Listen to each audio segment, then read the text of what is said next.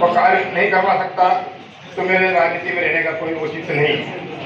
मैं लगातार 3.5 साल से मेरे कार्यकर्ताओं के साथ जो दुर्व्यवहार, अपमान और झूठे मुकदमे आर्थिक रूप से उनको नुकसान पहुंचाया जा रहा था, उसको सहन नहीं कर सकता हूँ। कार्यकर्ता के हितों व मान सम्मान के लिए मैं भाजपा छोड़ रहा हूँ तथा मंत्री सकलेचा जी और उनके साथियों के साथ क्षेत्र में हर जगह कार्य में भारी भ्रष्टाचार व वरिष्ठ भाजपा कार्यकर्ताओं को लगातार अपमानित किया जा रहा है, जो मैं आपको बिंदुवार रूप से जानकारी दे रहा हूँ। ओम प्रकाश जी सकलेचा के मंत्री बनने के बाद जावल क्षेत्र की जनता पर जो अत्याचार और भ्रष्टाचार हुए हैं, उसकी नीचे से ऊपर तक कोई सुनवाई नहीं हुई, जिससे हाथ धोकर मैंने भाजपा छोड़ दी और मंत्री सकलेचा जी के आतंक के खिलाफ लोहा लेने के लिए मैं कांग्रेस के साथ आया हूं और जमीन पर संगठन के साथ लड़ाई लड़ूंगा और जावल की जनता को इनके भ्रष्टाचार से मुक्त कराऊंगा। मंत्री सकलेचा जी की जो चांडाल चौकड़ी है, मंडल कमंडल कंपनी के कारण लोगों में भय व्याप्त है। पुलिस थानों पर जो खुली वसूली हो रही है, ऐसा मध्य प्रदेश में कहीं नहीं देखने में आया है। यहाँ से सारे सरकारी दफ्तरों में भारी भ्रष्टाचार व्याप्त है, ठेके पर पूर्ति की जा रही है।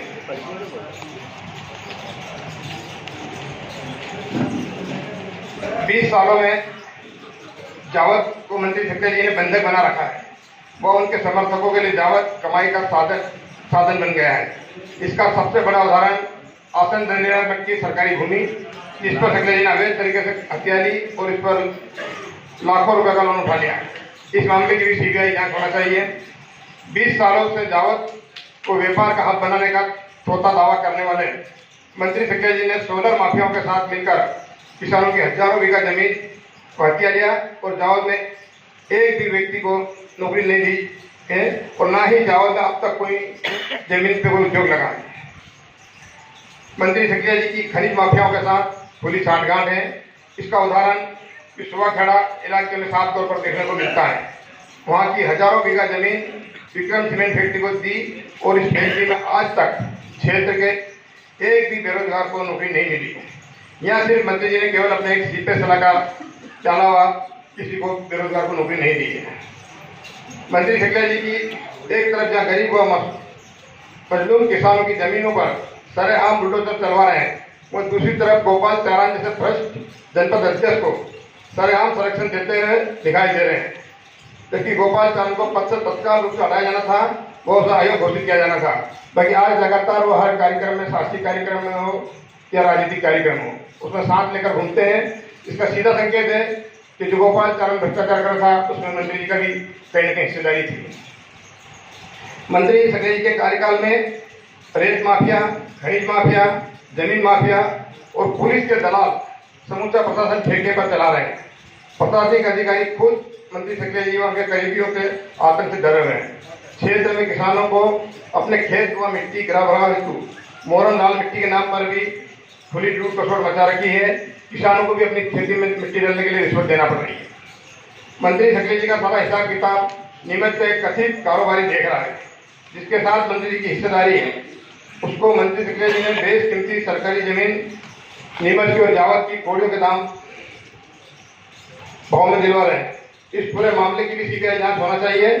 बताया जा रहा है कि वह कारोबारी सोयाबीन और इथेनॉल के प्लांट यहाँ डालने की योजना बना रहे हैं, जो कि एक मूल्यवान जमीन जो कोड़ियों के दामों में मिली है। मंत्री सकलेचा जी के जावत को जापान बनाने के खोखले दावे अब आम लोगों के सामने आ चुके हैं।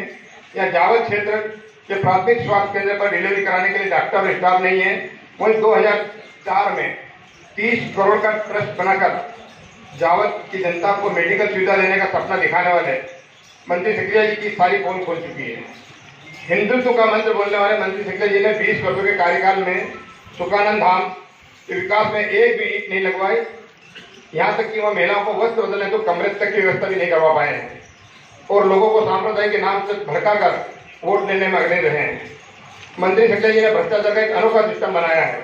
साल भर पहले हुए नगरीय निकाय जनपद पंचायत के चुनाव के बाद जो लोग अध्यक्ष पद के दावेदार थे, उसमें खुली बोली लगाई गई और अध्यक्ष पद जो उम्मीदवार थे उनके द्वारा जनपद सदस्य और पार्षदों को 4 से 5 लाख रुपए का भुगतान करवाया गया। इतना पैसा बांटकर अध्यक्ष दल नेता अब जमकर भ्रष्टाचार कर रहे हैं। वह कार्य करने के नाम पर 10% कमीशन मांग रहे हैं। वही मंत्री सिकलिया जी आंख उनका सब देख रहे हैं तथा उनका भी कमीशन में भागीदारी है। जो भी योजनाएं आती है भ्रष्टाचार की भेंट चढ़ जाती है। आंगनबाड़ी में अपने लोगों के नाम पर पैसे डाले जाते हैं और उन्हें वापस उल्टा करा के आपस में बांट ले जाते हैं। डिजिटल स्कूल में भारी भ्रष्टाचार है। डिजिटल के नाम पर अपने रिश्तेदारों को उसमें सामग्री की एजेंसी दी गई, उसमें करोड़ों का घोटाला हुआ है। अभी वर्तमान में इंदौर में खिलौना फर्नीचर उद्योग की जमीन आवंटन के करोड़ों रुपए का भ्रष्टाचार हुआ है, जिसकी भी सीबीआई जांच है। इंदौर कलेक्टर ने जांच के आदेश दे दिए। मंत्री जी व उनके पिताजी ने पिछले 50 वर्षों से जावत की जनता से भरपूर आशीर्वाद लिया, देकर मंत्री से मुख्यमंत्री तक बनाया। बाकी इन्होंने जावत की जनता को छला और भरपूर शोषण किया तथा भ्रष्टाचार की चरम सीमाओं को पार किया। मंत्री सिकलिया जी से मैं आमने सामने बहस करने के लिए तैयार हूँ। अगर वो बताए कि जावत की जनता के लिए उन्होंने एक भी ऐसा विकास कार्य किया है जो बताए कि भ्रष्टाचार विहीन है। साथियों, मैं एक बात और आपको खोलना चाहता हूँ कि मैं कांग्रेस पार्टी में कोई टिकट या कोई चुनाव नहीं आया हूँ। मैं आकर संगठन के साथ मिलकर हम संगठन को मजबूत करेंगे और पार्टी संगठन जिसको भी उम्मीदवार बनाएगा उसको सब मिलकर हम जावत से विजय बनाएंगे।